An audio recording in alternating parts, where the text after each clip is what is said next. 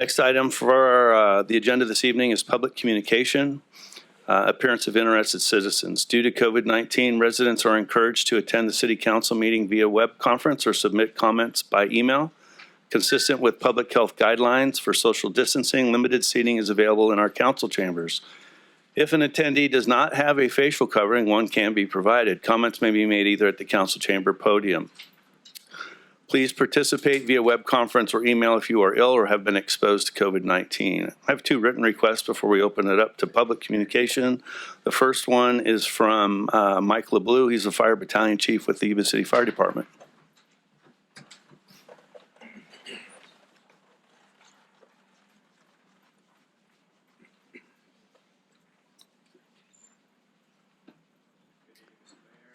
Council, city manager. There's no green light. Okay. Leave it to a fireman. Good evening, Mr. Mayor, City Council, City Manager. On behalf of the city and your Yuba City Fire Department, we'd like to present this video in remembrance of 9/11, and let's not us all forget those who lost their lives.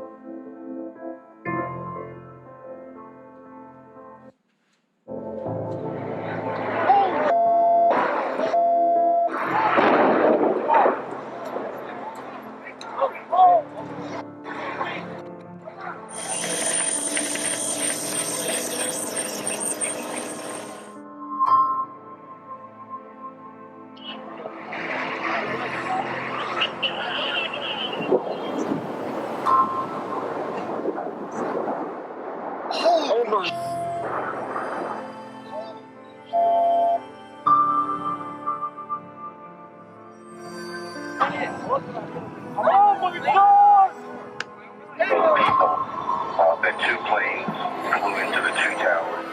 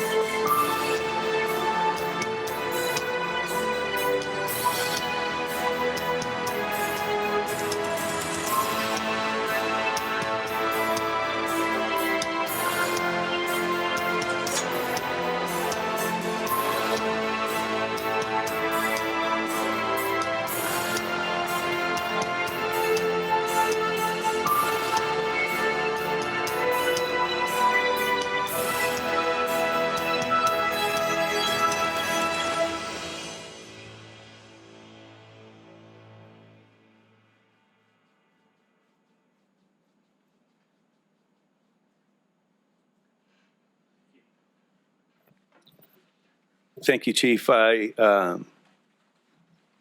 think it's important that on the 20-year anniversary of 9/11 that we stop for a moment, remember those who lost their lives, but also remember the feeling in the country. We were pretty united then, far different situation than I think we find ourselves in today.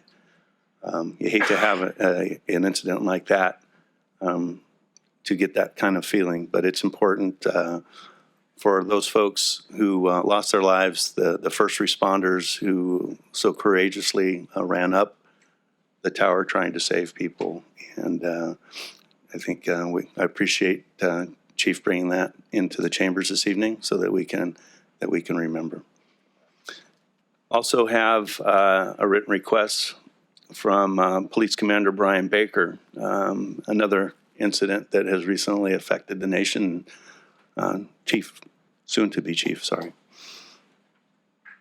Good evening, Mayor, members of the council. Tonight we'd like to bring forward a tribute on behalf of our city and our public safety departments to the men and women who gave their lives abroad so we could have the freedoms that we enjoy every day here in our home soil. Sierra?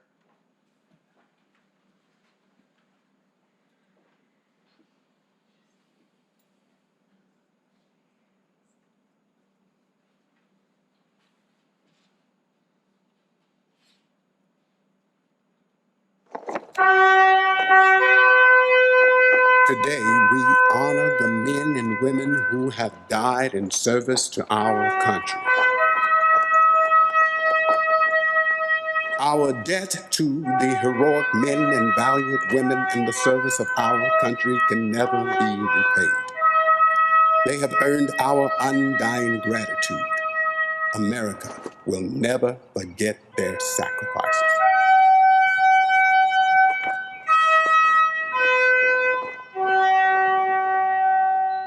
For love of country, they accepted death.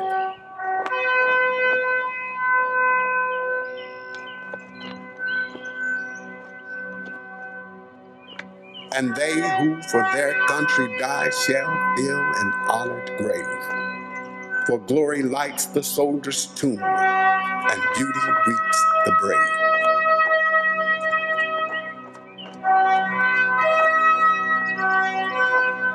It is foolish and wrong to mourn the men who die. Rather, we should thank God that such men lived.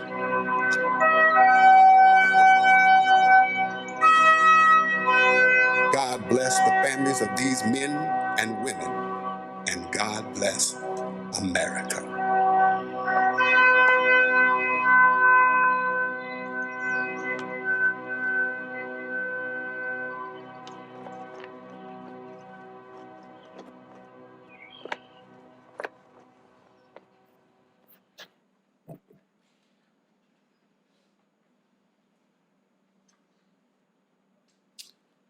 If you join me in a brief moment of silence for these 13 heroes.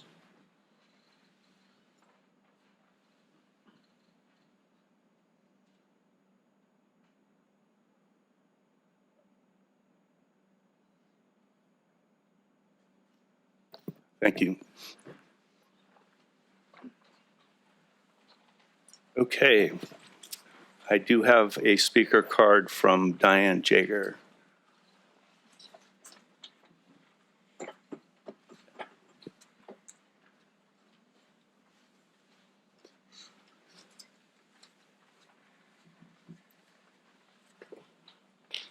Members, oops, if you can hear me. This is a little follow-up. You received an email from me earlier concerning a document from the state of New Hampshire regarding the Commission's report to them in reference to 5G. This is an update on that. On August 13th, just 24 days ago, the U.S. Court of Appeals for the District of Columbia, in regards to a lawsuit of Environmental Health Trust versus the FCC, found the FCC violated the Administrative Procedure Act and failed the American people. The court found the FCC's decision to retain its 1996 safety limits for human exposure to wireless radiation arbitrary. The court held that the FCC failed in so many areas, and especially that they had not, over the last 24 years, updated any of their materials as far as what those elevations and radiation, any standards that equipment should be held to. The court has thus ordered the FCC to provide a reasoned explanation for its decision to retain its really archaic testing, and for determining whether cell phones and other portable electronic devices comply with its guidelines. Address the impacts of RF radiation on children, the health implication of long-term exposure to RF radiation, and the pervasiveness of wireless devices in our culture, and other technological developments that have occurred since the Commission last updated its guidelines 24 years ago. And also address the impact of RF radiation on the environment. This is a very hopeful step, but it does not remedy the problem at the local level. The Telecommunication Act of 1996 literally stripped the citizens and local lawmakers from preventing the installation of any and all communications okayed by the FCC.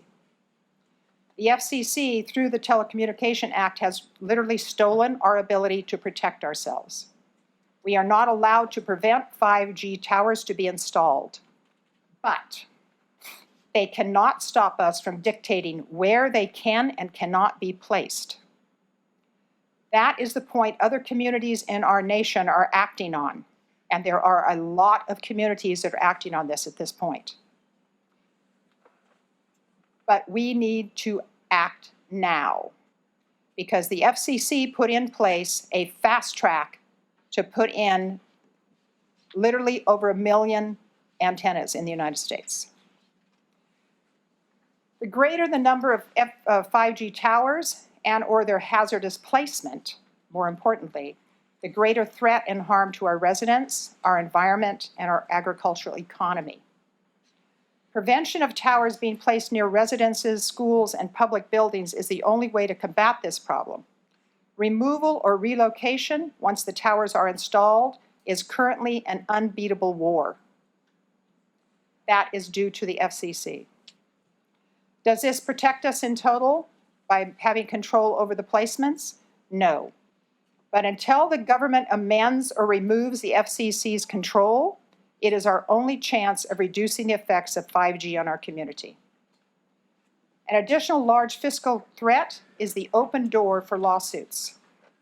The equipment manufacturers have already covered and protected themselves from any and all liability caused by the equipment they manufacture and its placement. That leaves the first target for legal action the local governing bodies. Around the world, countries, states, cities, and communities have been taking action for a number of years. Some countries are actually prohibiting 5G completely. Others are ordering towers and small cell transmitters be removed from residential areas, public buildings, schools, and hospitals. In the US, we have been lied to, and a massive cover-up has taken place. Have you ever even heard of this lawsuit before mentioning it tonight? It's not the only lawsuit. There are hundreds of lawsuits in place right now against the FCC. As our elected officials, it is your sworn duty to protect those you represent. So the question is this: are you going to sit and wait for 5G to come in and then have to deal with the repercussions of the harm, especially as we are an agricultural community, and the devastation that they are seeing in Europe and that they are now reacting to and pulling out 5G, we wouldn't have an agricultural community. Or you get to work, and there are a lot of communities that are already doing this, that they are putting up restraints through building permits and how these towers can be minimized of their negative the negative effects on our community. So one of the things on your agenda is going to hardwire to fiber optics. I commend you. It is the solution in part. So if you have any other questions, I have tons of information for you. So, And no questions at this time, but perhaps staff and the city attorney might give the public an update as to our efforts. We haven't been asleep on this issue. It has been coming up. thank you, I appreciate that. Thank you, Mr. Mayor. It turns out we have our FCC specialist online who's going to be here for the fiber optic matter. But in summary, we have been keeping very close eyes on what has been going on with 5G, the amount of regulations that we can do as a city to help protect local choice and ability to regulate our own communities. And so we're doing everything that we can under the law to make sure that we have as much flexibility as possible for our community. Excellent. Thank you. Thank you. Thank you. Oops. Heather Chambers, please.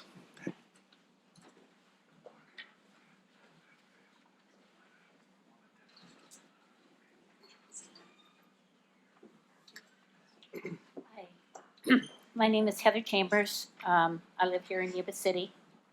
I like data, so I gave hopefully each of you something that I do. Every workday, I go and check the COVID stats on the cases, hospitalizations, deaths, the total of Yuba Sutter, and then divided by Yuba and Sutter independently.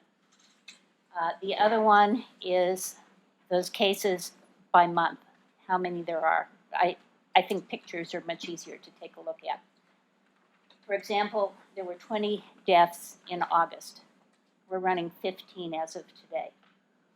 So the maximum that we had of deaths in a month was 48. That was last December. We're up, if we go on the same trend that we're on of roughly 2 a day, we'll have 60 by the end of the month. So that lets you know, in my opinion, that it looks like the hospital's getting kind of crowded. Now, with that, I have a friend who got notified that a friend of hers was in the hospital with COVID. She started coughing, running a fever, went in, got tested. She had COVID. She called me, let me know, and I said, the first thing you need to do is get an oxygen monitor. And the second thing you need to do is make an appointment with your doctor, whether it's video, phone, or nurse line, I don't care, but you need to get a hold of your doctor. I was out of town over the weekend. When I came back, I found that yes, she had gotten the oxygen monitor, and yes, her oxygen level had been dropping. When it went to in the 80s, she was told by the nurse line to go to the hospital. They had her walk 20 feet one way, 20 feet back the other. She had a reading of 87. After she rested, it was back up to 90. They sent her home. Did they ask her if she lived by herself? She's in her late 70s. Did they tell her what resources there were, or did she have a doctor? Did she have any underlying conditions that could make this work? Nope. They just said goodbye. When a hospital gets overloaded, guess what happens? Corners get cut. She was not told about things like Z-Paks or monoclonal antibodies or ivermectin. I don't know which ones are the good ones. But basically, she was not given any choices. After she was turned away from ride-out, I kind of chewed her out of bed and told her she needed to make an appointment with her doctor. She did, a video appointment. And she collapsed while she was talking to them, which got their attention. Her doctor worked very, very hard to get her oxygen. She had dropped into the 70s. Okay, so he got her oxygen.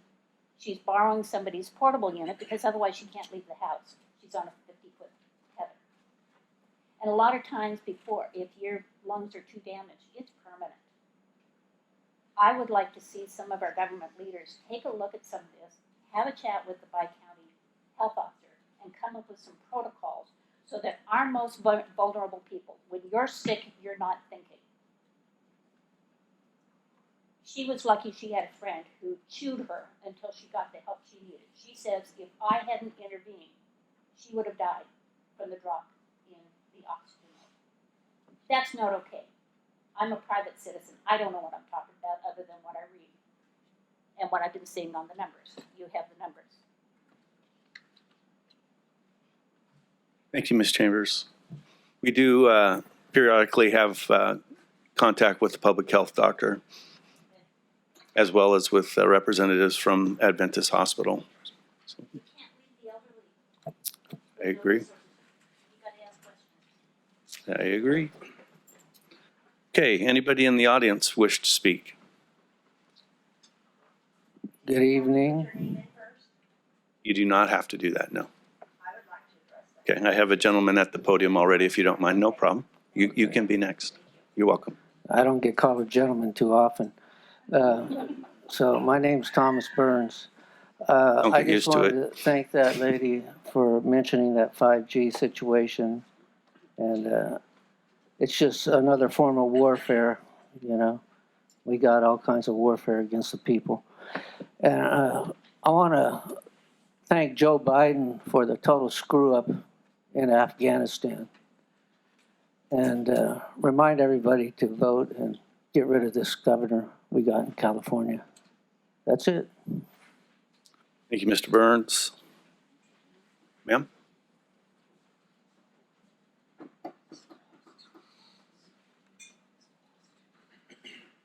My name is Janet Johnson, and I'm a Sutter County resident. I raised my children here. I have grandchildren and great-grandchildren, in-state and out-of-state. I wasn't going to speak tonight, but I wanted to address with what she had said.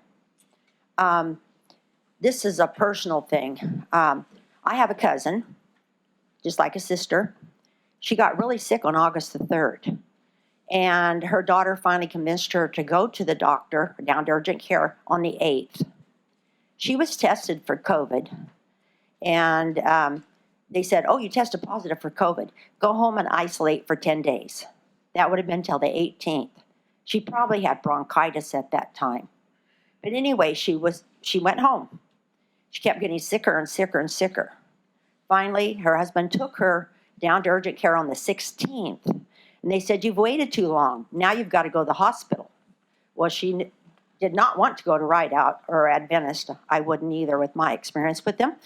But anyway, she was taken to Sutter Roseville.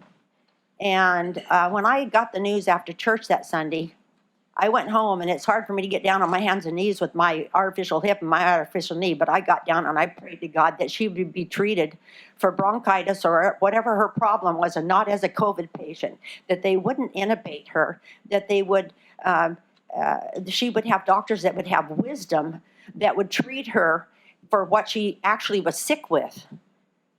And God honored that. And she was diagnosed with double pneumonia. She had pneumonia in both lungs. She was in the hospital down there for a week. She was given steroids. She was put on oxygen. And she's been home now for several weeks. She's still on oxygen.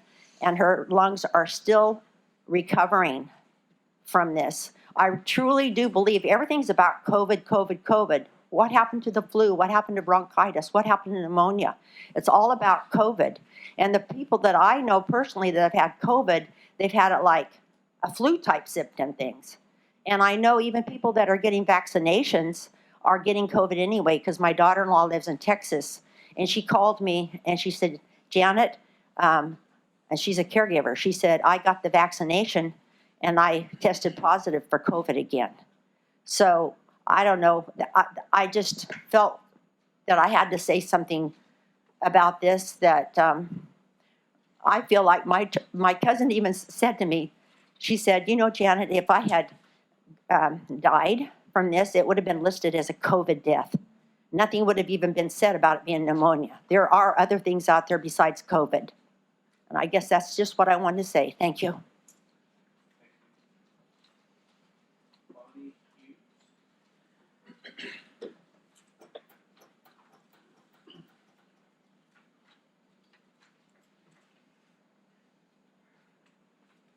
Hi, this is the first time I've been able to come over here to the City Council, and I just want to follow up with what at the Board of Supervisors meeting, where the Board of Supervisors this last week. Oh, thank you. On my tiptoes.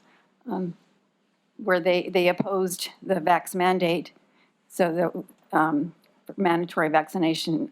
And what I also shared there is I wanted to, which most of us will not see, because all you see in the newspaper are cases, cases, cases. And like Janet what had just said, these cases are, everybody's got coronavirus in their veins. So whatever they're determining, it's they need to find out what really is the cause. There's a lot of other things going on with that person when they have it. So we have had a whole year of scare, total fear from people. They're afraid. They're so afraid that we've got people now that would never take this vaccine, and now are taking it because they're going to lose their jobs. So the reason that maybe the Adventist Health is there's not many availability of space there is because you've got your nurses quitting. They're not going to take this vaccination because it's not a vaccination. It's an mRNA that has never been done before, that has never been shot into our body. And so, in fact, what's happening right now, if you go to the VAERS website, it's a vaccination adverse event reporting system. If you go there, it'll show you what's happened with this shot and the results from it. But what it's also telling you, it's only going to be 1% to maybe 10%. So when they say that the COVID shot deaths right now are at 13,627, according to August 18th, let's multiply that by 99, or add a zero or add two zeros to that. Hospitalization because of the vaccination is 55,821. Urgent care, 74,000. Office visits, 100,000, over 100,000. And then you go into detail of what this shot is doing to you and what it's doing to our young people and our children. That just can't happen. We can't be putting this into our children. Miscarriages at 1,671. So before any type of woman was pregnant, don't get your vaccine. Let the baby birth your baby, have your vaccine later. Don't drink wine, don't smoke while you're doing it. And now what are they doing? Take this vax. So now the mothers are losing their babies at high rate of that. Heart attacks are over 6,000. Myocarditis for the children, for the young people, are 5,093. And I remember again, 1%. We don't know what it's doing to our children. So I stress that you will also follow along with what the Sutter County Board of Supervisors did, and also oppose this vax mandate for our area, for our city, and do not demand that these Adventist health nurses have to be fired if they do not take this shot. Whenever did somebody else tell us if my daughter's going to lose her job because of this, and she's so far away from the health field? What's going on here? So this is crazy. You don't fire somebody because they will not put something into there. Remember My Body, My Choice, when of course, I'm against abortion, against what it does to an unborn child, but they used to say My Body, My Choice. Where is it now? You don't hear that anymore. They're saying you get this shot or you're going to lose your job. So thank you. I want to move over just a little bit, and I wished I would have raised my hand for when you put that up. I just want to tell you that I know this is just one from the other, but it's all about the loss of life that we are experiencing.